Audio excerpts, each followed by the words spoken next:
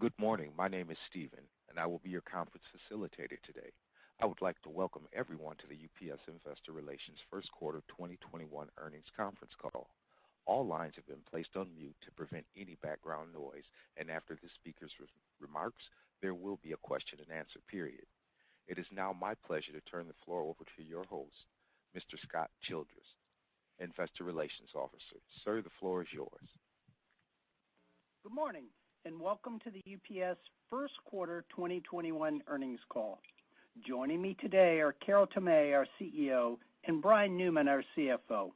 Before we begin, I want to remind you that some of the comments we'll make today are forward-looking statements within the federal securities laws and address our expectation for the future performance or operating results of our company. These statements are subject to risk and uncertainty, which are described in detail in our 2020 Form 10-K and other reports we file with the Securities and Exchange Commission. These reports, when filed, are available on the UPS Investor Relations website and from the SEC.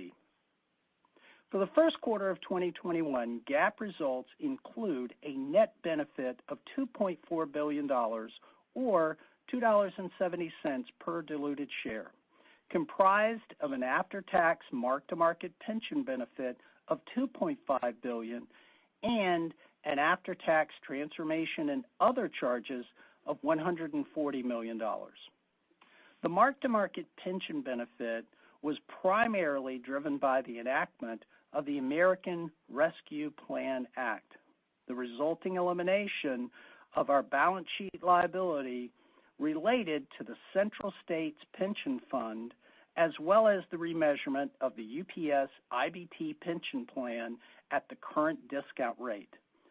Together, these reduced our pension liability by $6.4 billion.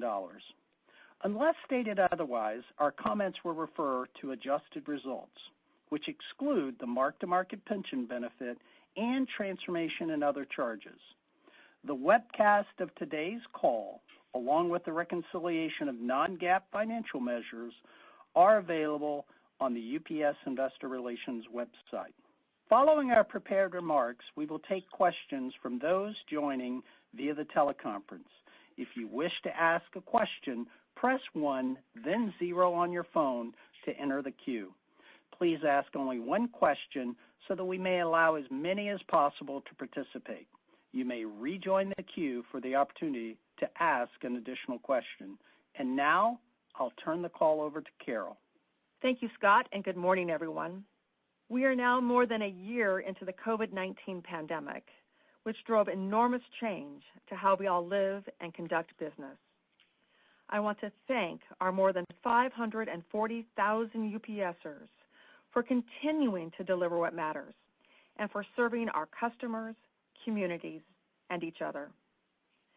Looking at the first quarter, our results exceeded our expectations, driven by an improving macro environment and great execution by our team. Consolidated revenue in the quarter rose 27% from last year to $22.9 billion, and operating profit grew 164% to $2.9 billion. All of our business segments delivered strong performance in the first quarter.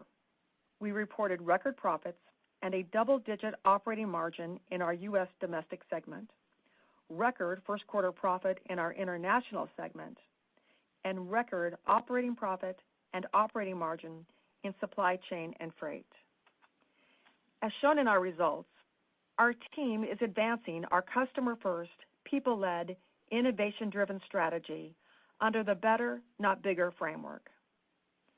As we've discussed, Customer First is about building capabilities that matter the most to our customers and using those capabilities to capture the best opportunities in the market, like small and medium-sized businesses and healthcare.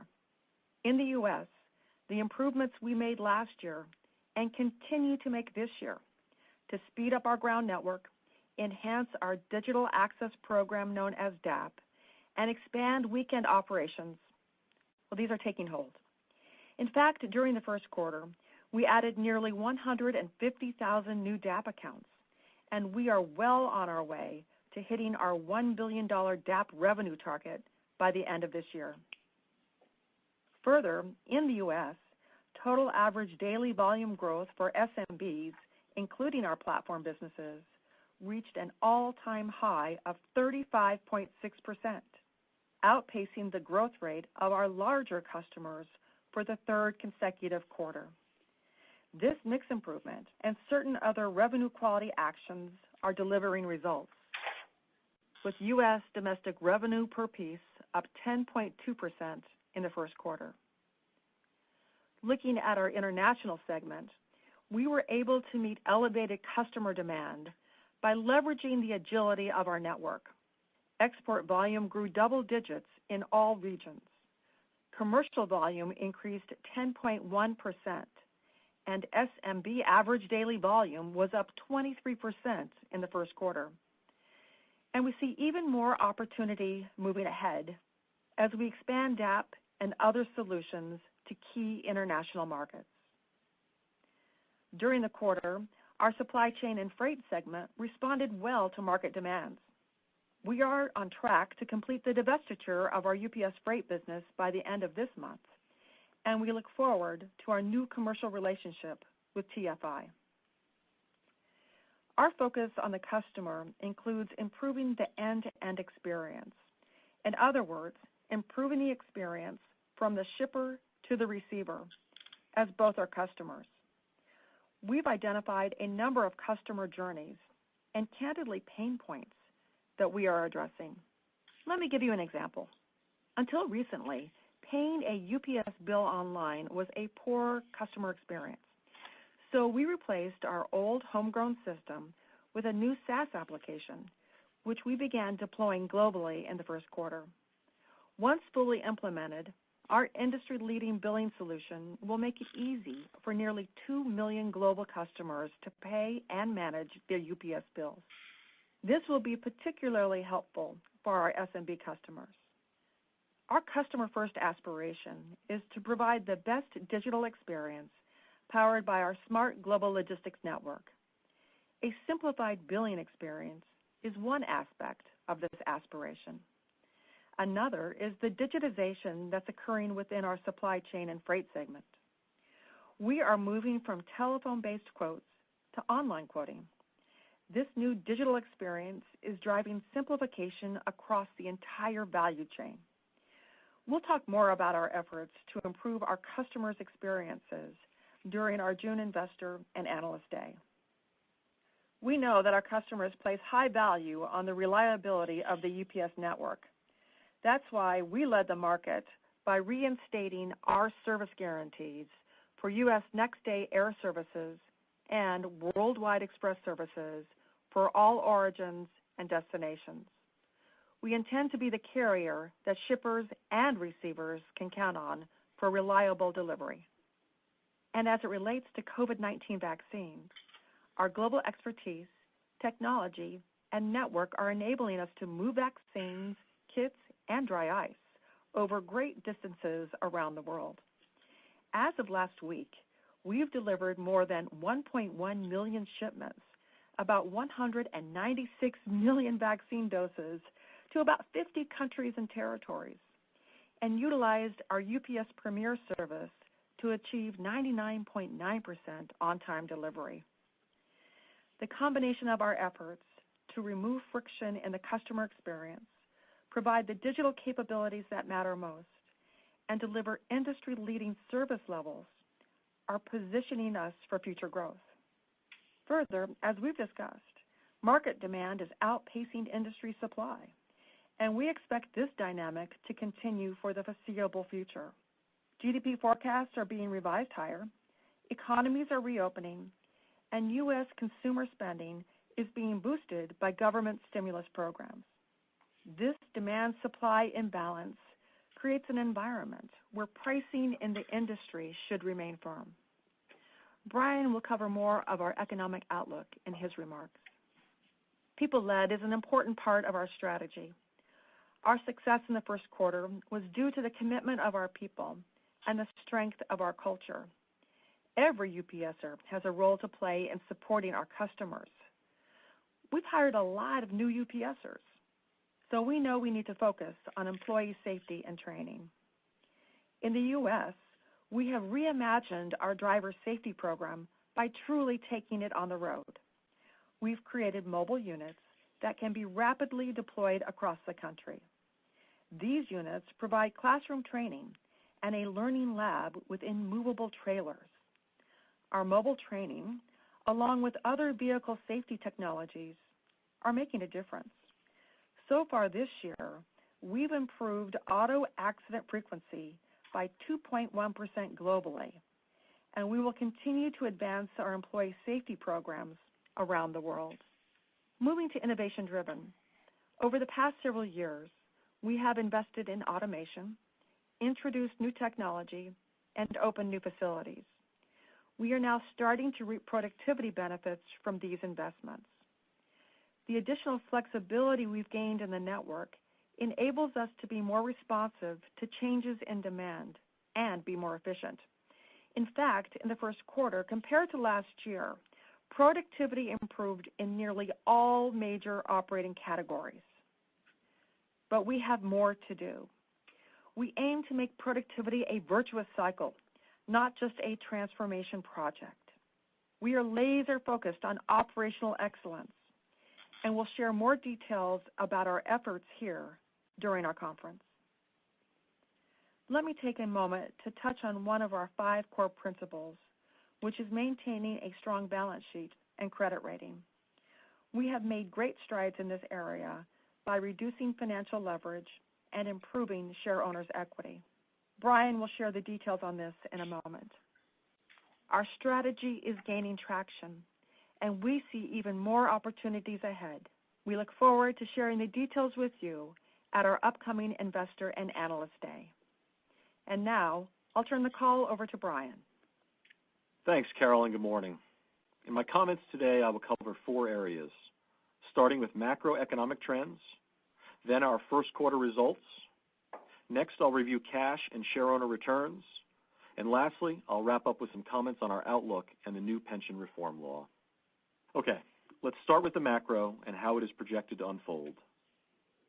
Global GDP in the first quarter is expected to finish up 3.5%, and U.S. GDP is expected to be up 0.2%. Both have shown significant improvement over the fourth quarter of 2020. Key economic indicators continue to support a strong recovery in 2021. Forecasts are moving higher based on 3 factors. First is the progress with the global vaccine rollout. Second is a low U.S. inventory to sales ratio, which ran between 1.4 and 1.5 for the 3 years prior to COVID, and is currently down about 18% from historic averages, at a time when a number of economies are starting to reopen. And third is the passage of the most recent U.S. government stimulus. According to IHS, for the full year, global GDP is now expected to grow 5.3%, and U.S. GDP is expected to grow 6.2%. In the U.S., full-year nominal retail sales are anticipated to grow 11.7%, and electronic sales and mail orders, the proxy we use for online sales, are expected to be up 12.7%, following growth of 24.7% in 2020.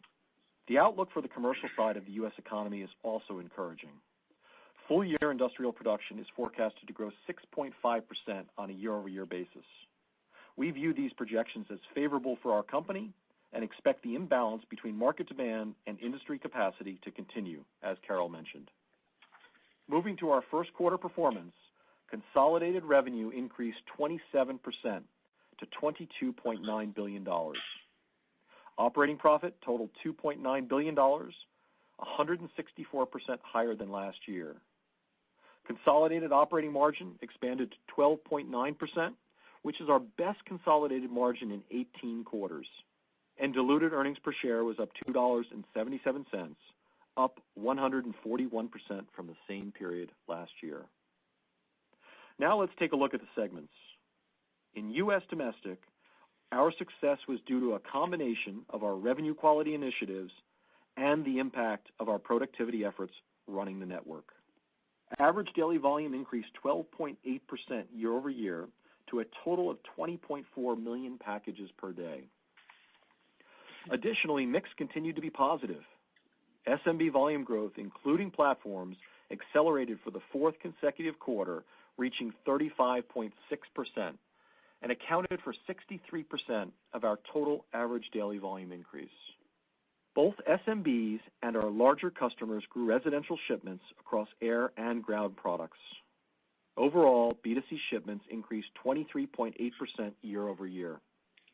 Conversely, B2B average daily volume declined 0.6% year over year. Healthcare and automotive remained bright spots and delivered mid-single-digit B2B growth, yet they were unable to offset weakness in other commercial segments. Total B2B volume strengthened late in the quarter, with March turning positive. For the quarter, U.S. domestic generated revenue of $14 billion, up 22.3%, driven by average daily volume growth and improvements in revenue per piece. We were extremely pleased with our revenue quality efforts, which were driven by strong SMB average daily volume growth and demand-related surcharges. As a result of our actions, reported revenue per piece grew 10.2% year over year, with ground revenue per piece up 12.5%.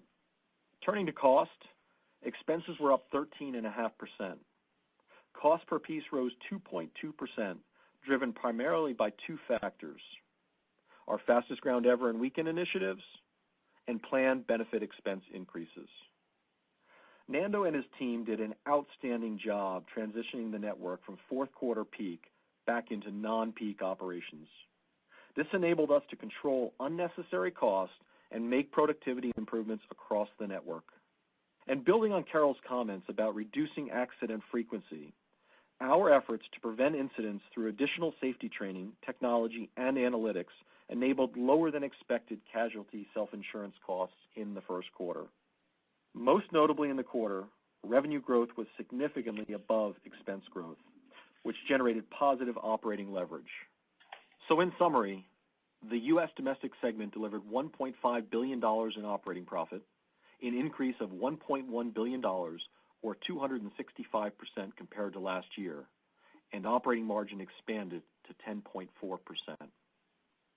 Moving over to international, the results were excellent, and our performance demonstrates the flexibility of our network to match global air capacity with demand.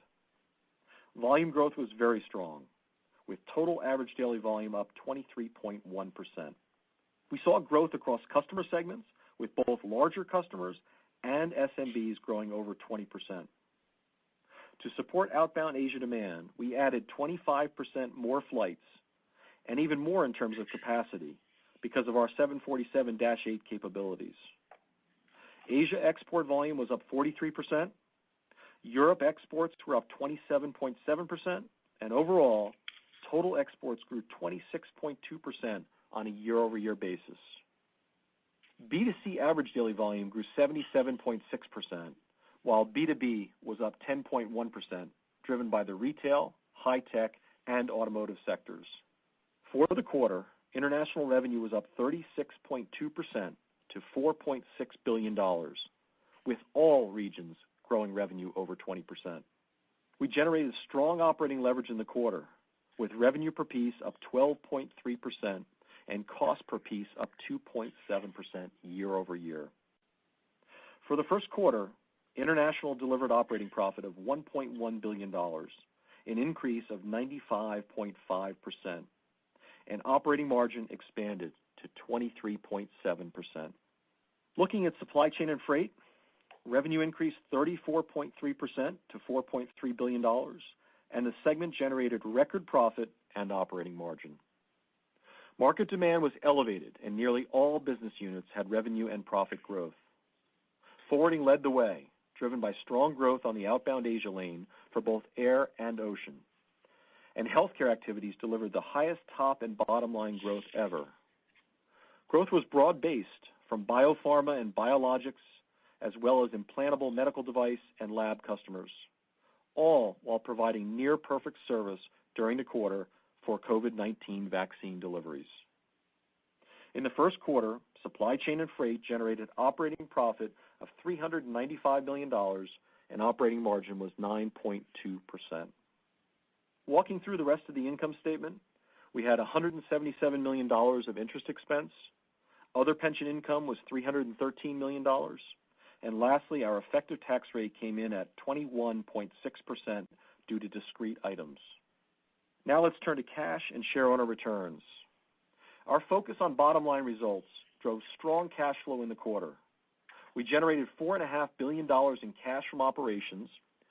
Free cash flow for the period was $3.7 billion, a 130% increase year over year. And lastly, so far this year, UPS has distributed $938 million in dividends. Moving to our outlook for 2021. We recognize there's still uncertainty ahead related to the pandemic and other factors that could interrupt the recovery, so we are not providing revenue or diluted earnings per share guidance at this time. As Carol mentioned, we expect the sale of UPS Freight to close during the second quarter, and today we are reaffirming our capital allocation plans. To that end, we still expect capital expenditures to be about $4 billion. We have no plans to repurchase shares at this time, and our effective tax rate for the remainder of the year is expected to be around 23.5%. We repaid $1.5 billion of long-term debt maturities in the first quarter, and in early April, we repaid another $1 billion in debt, achieving our 2021 target of $2.5 billion in debt repayment. And lastly, on March 11th, the American Rescue Plan Act was signed into law. This law protects certain multi-employer pension plans from becoming insolvent through 2051, and in turn eliminates our balance sheet liability for potential coordinating benefits related to the Central States Pension Fund. The passage of the law triggered us to remeasure the UPS IBT pension plan at current discount rates, which have significantly increased since year-end. The result was a $6.4 billion reduction in our pension liability. Additional information is available in the appendix section of today's earnings presentation. As Carol mentioned, a strong balance sheet is a core UPS principle, and we are absolutely moving in a positive direction. The reduction in pension liability and debt repayments have reduced our long-term obligations by $7.9 billion. Combined with our improving business performance, our leverage ratios have significantly improved. In closing, we are laser-focused on executing our strategy and look forward to sharing more with you at our June 9th Investor and Analyst Day. Thank you, and operator, please open the lines. Thank you. We will now conduct a question and answer session. As a reminder, for our teleconference participants, if you would like to ask a question, please press 1 then 0 on your keypad. One moment, please, for our first question. Our first question will come from the line of Ravi Shanker of Morgan Stanley. Please go ahead.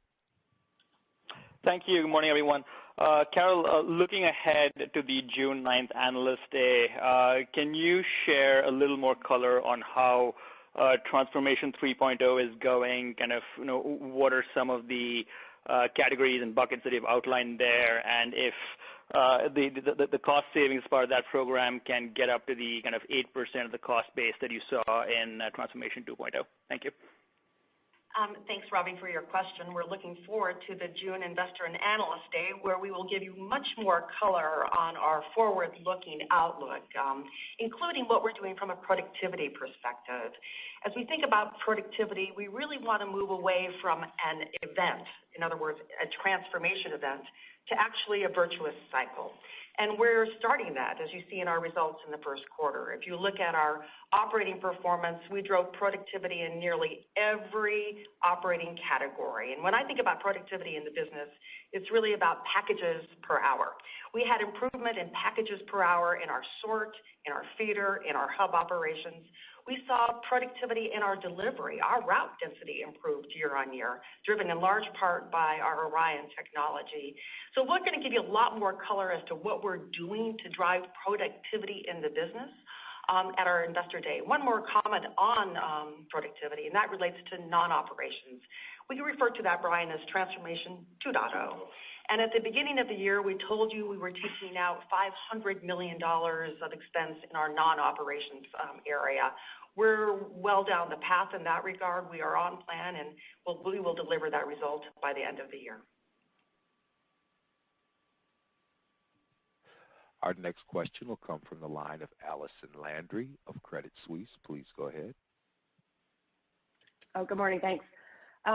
Just in terms of domestic margins, if I sort of apply normal sequential trends to the Q1 10.4, for the balance of the year, so Q2 to Q4, seems to imply a full year segment margin in the 11.5% range.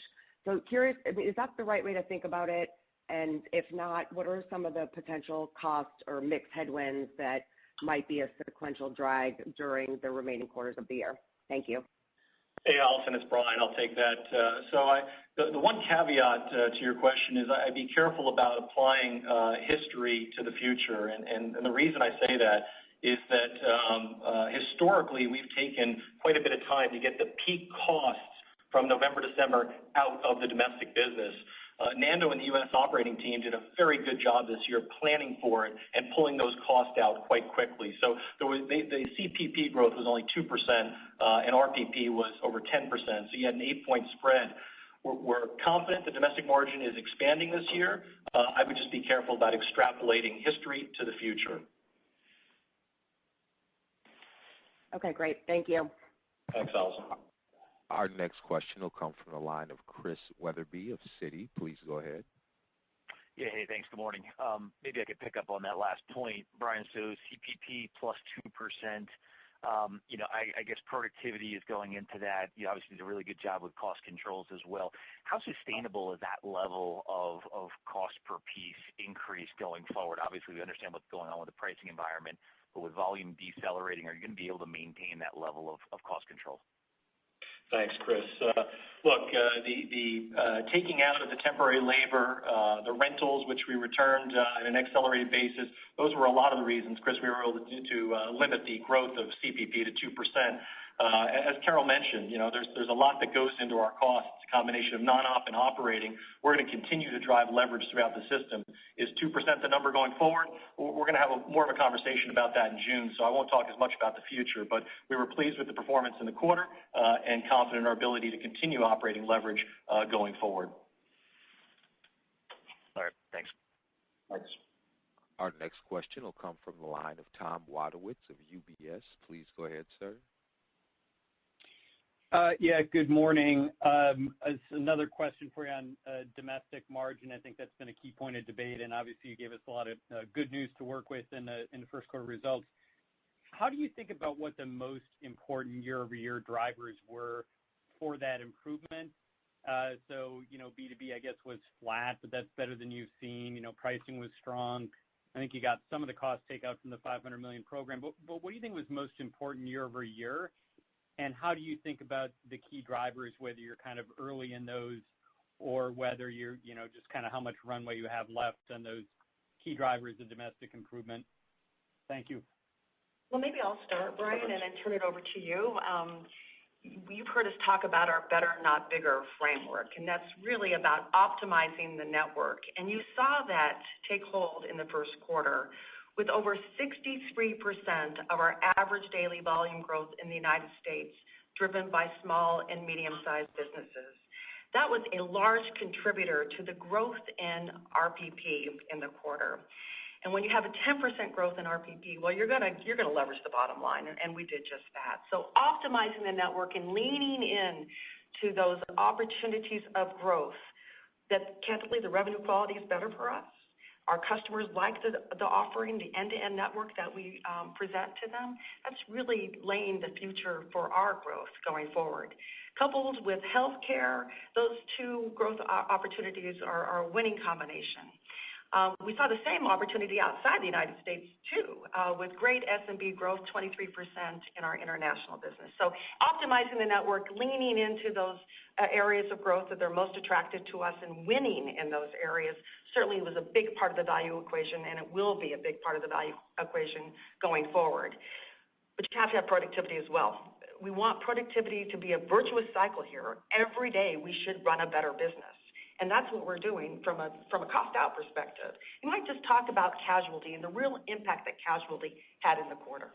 Yeah, Tom, so we saw a benefit in casualty. It was about $90 million relative to prior year, and we're really focused on the accidents. Some of that was lapping at some Tier 3 accidents last Q1, but as Carol mentioned, we're leveraging technology, telematics, to go after the auto frequency and severity challenge that has been in the industry. Additionally, workers' comp, that's the other piece that goes into casualty. That's driven by systemic turnover and training, and the teams are really going about arduous effort to attack that. So those trends don't turn overnight, but we're seeing some demonstrated improvement. Our next question will come from the line of Amit Malhotra of Deutsche Bank. Please go ahead.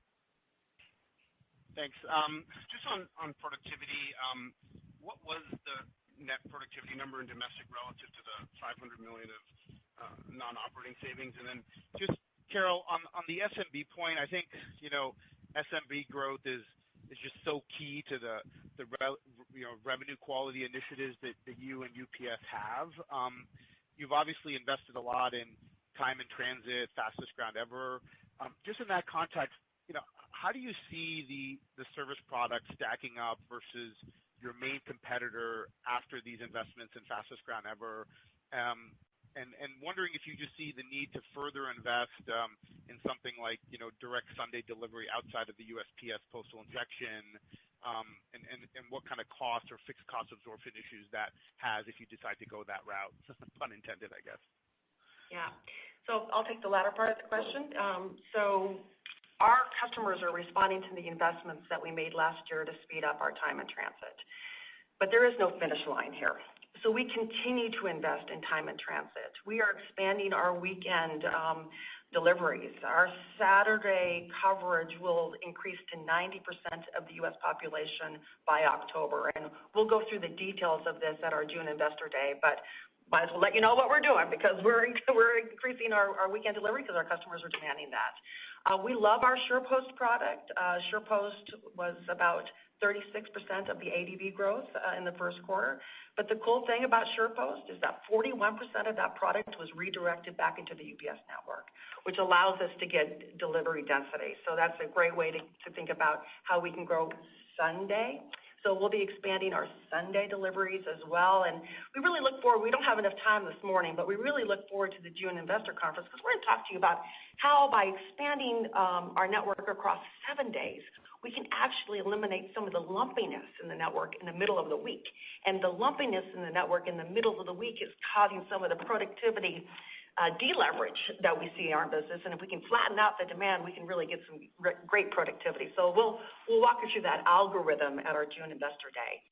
And on the topic of cost takeout, we spent roughly $6 billion in non-op. We had committed in 2021 to take $500 million out.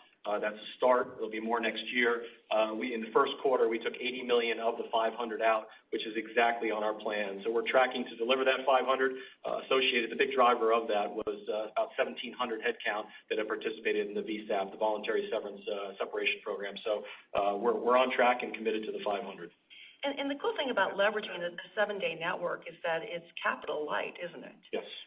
We'll put some expense into the network. We'll have to have some more drivers. We'll have to have some more operators, some more package cars.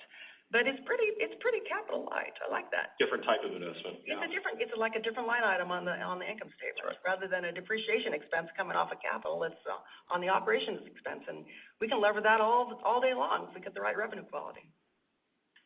Love it. Thanks, guys. Congrats on a good quarter. Appreciate it. Thanks. Our next question will come from the line of Allison Poliniak of Wells Fargo. Please go ahead. Morning. Just want to touch on international, clearly benefiting from the macro, but would you expand a bit more on the internal efforts to grab more of that white space in the international markets? I think you called out SMB specifically in international, maybe early days, but trying to understand how you think of those internal initiatives evolving through the year in international. Any thoughts there? Yeah, we're just scratching the surface on what we could do from a growth perspective without putting a lot of capital into the international business by creating what we have in the United States, which is the digital access platform. We're very excited about introducing that into our international businesses. We really aren't there today.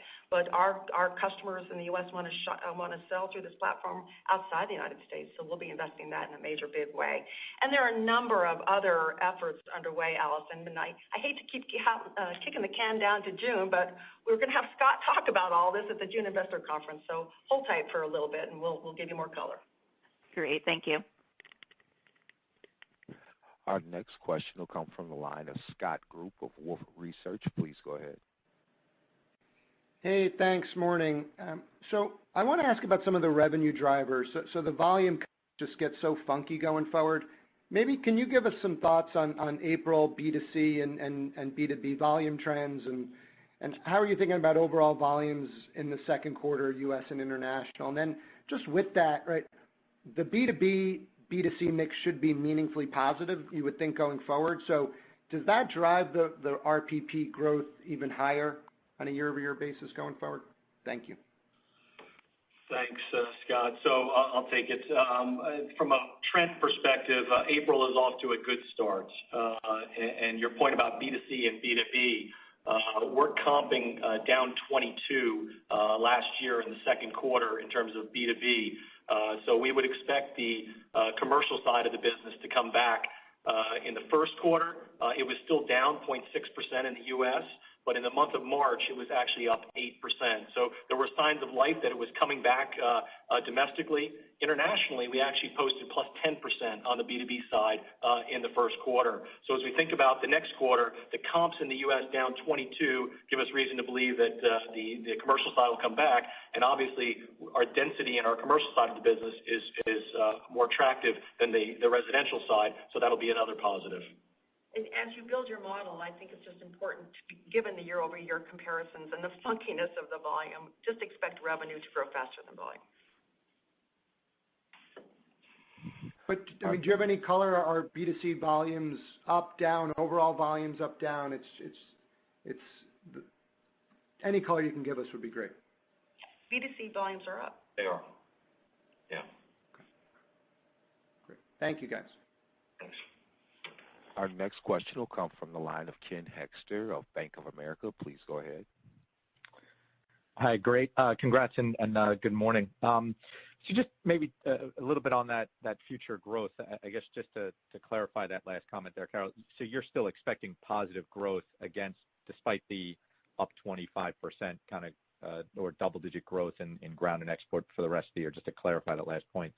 And then focusing on international a bit, maybe your thoughts, are you starting to see Europe rebound at all given the lockdowns, or is that more still just B2C still growing there because of the lockdowns and not yet seeing that B2B rebound? So, Ken, maybe I'll take the first part, and Carol can handle the second. From a growth perspective, just picking up on the last comment, yes, we expect positive growth. Maybe not the 14% ADV we saw in the first quarter, but certainly positive growth. And on the international side, as we talked about, our export business was up in all geographies outside of the United States. As it relates to Europe itself, we had outstanding export volume in the 20%, and our European business is the biggest part of our export business, making up over 60% of our export business. So Europe really matters to our international performance. Now, I might just comment on the UK. It's really interesting what we're seeing in the UK. Our domestic UK business is quite strong. Our export business out of the UK is great. Export outside of the intercontinent.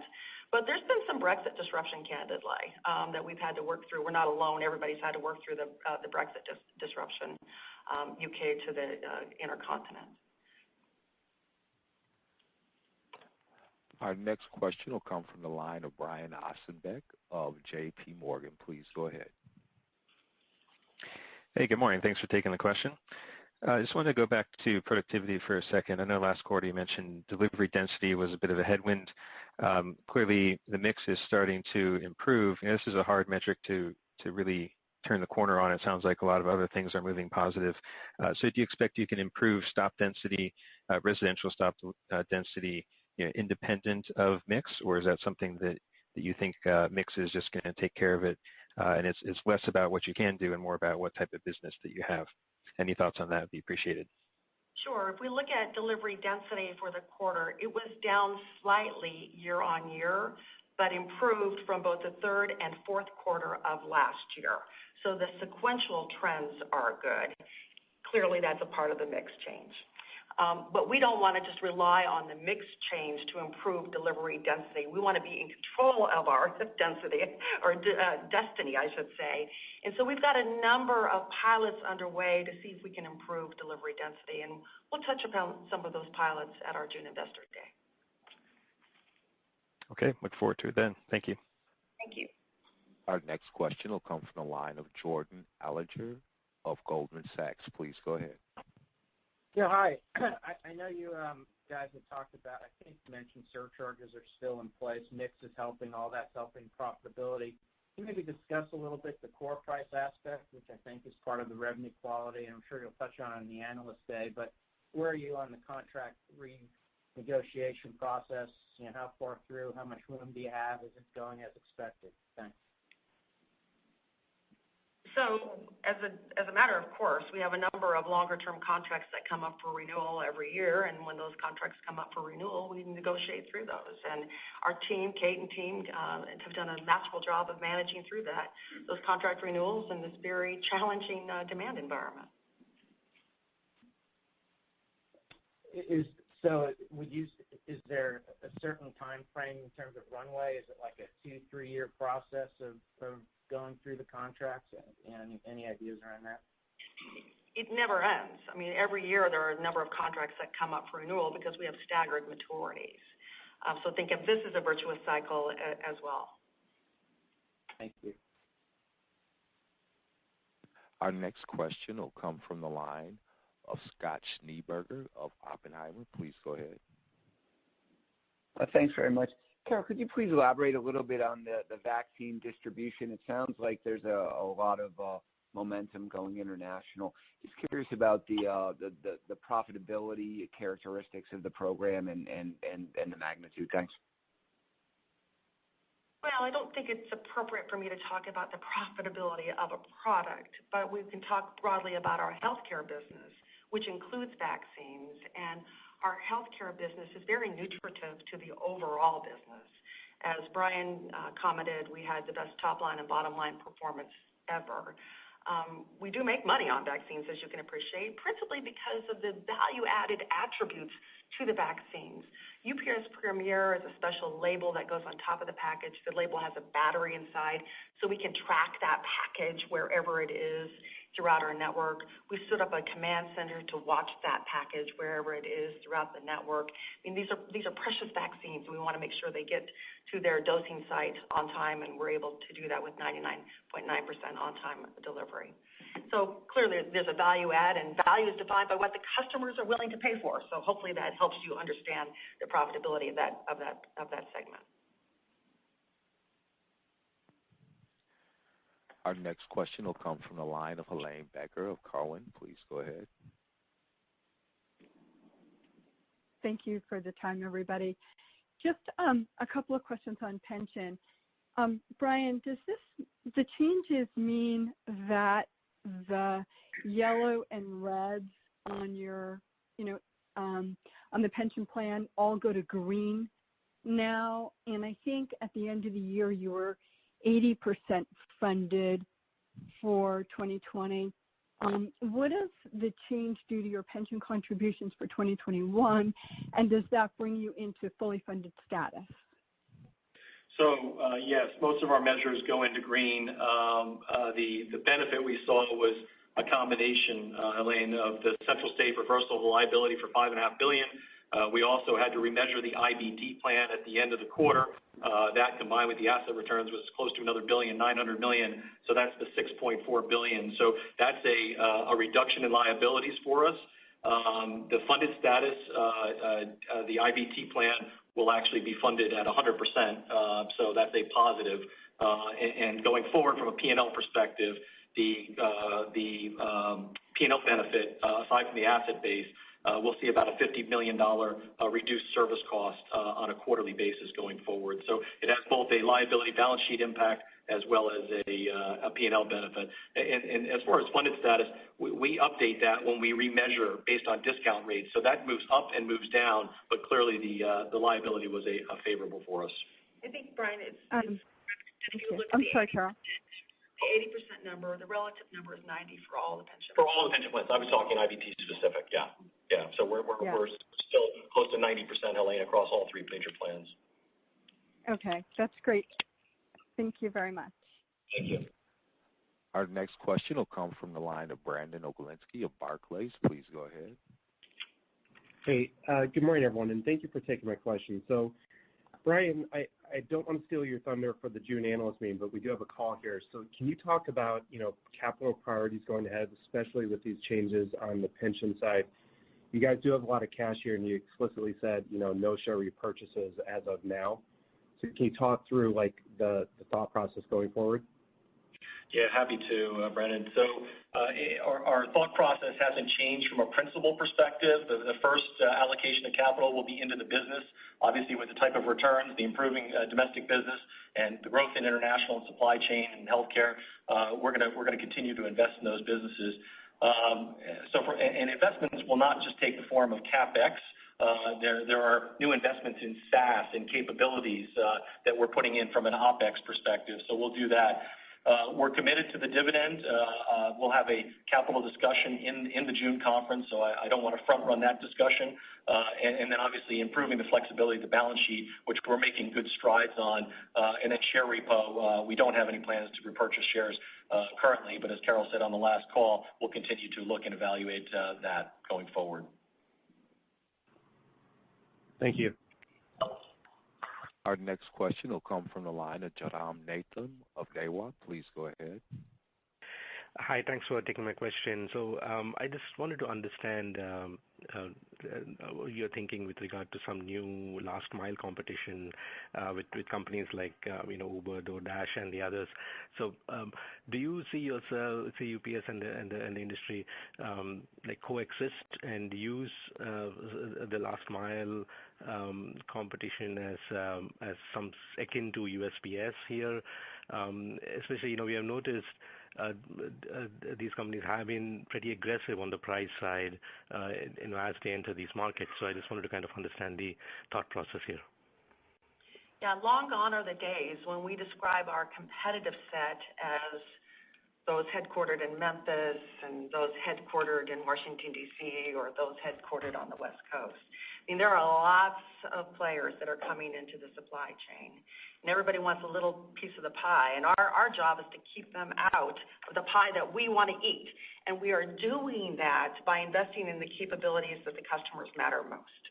And again, I'm sorry to be wasting your time, hopefully not today, but we're going to kick the can down the road one more time because we're going to talk to you about the enabling capabilities that we are investing in at our June investor conference to continue to offer the services that matter most to the customers that we want to serve.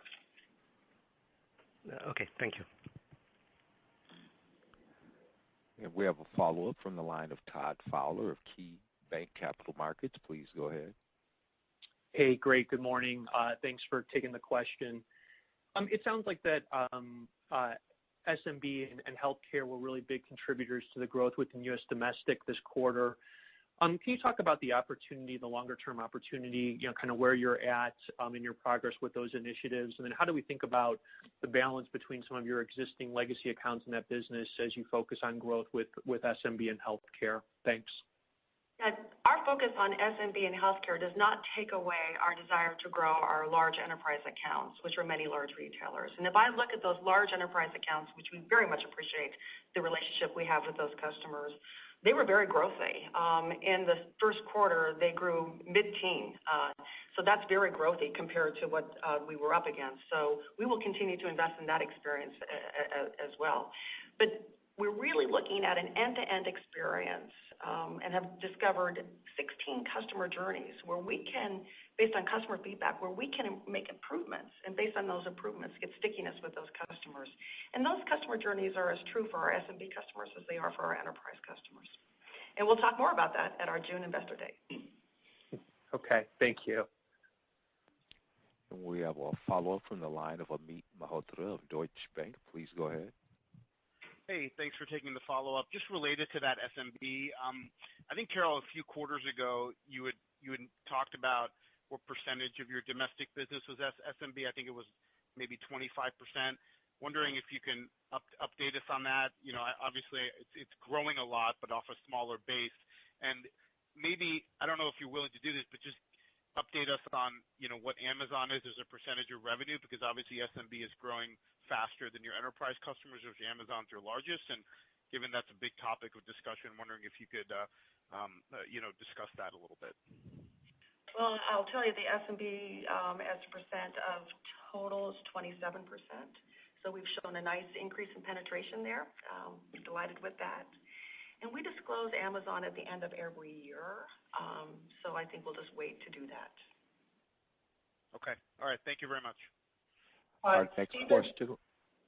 Stephen, before we go, we've got time for probably one more question this morning.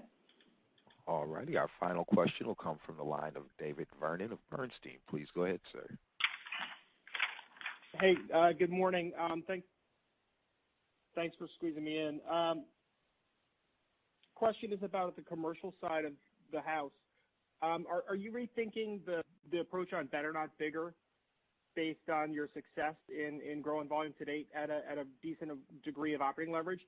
And could you comment on whether you're starting to see any customer churn as a result of pricing and revenue quality initiatives? So we love our commercial business, and we're delighted to see it coming back. When we think about the segments that we serve from a commercial perspective, the largest segment is retail. And as retailers start to open their stores, we expect that business to come back in a meaningful way, and that would be great business for us. So we look forward to the economy continuing to recover and our commercial business coming back as well.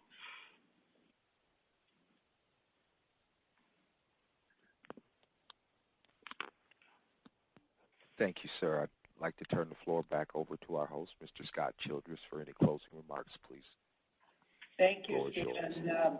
This concludes our call, and we want to thank everyone for joining us and hope that you have a great day. Thank you.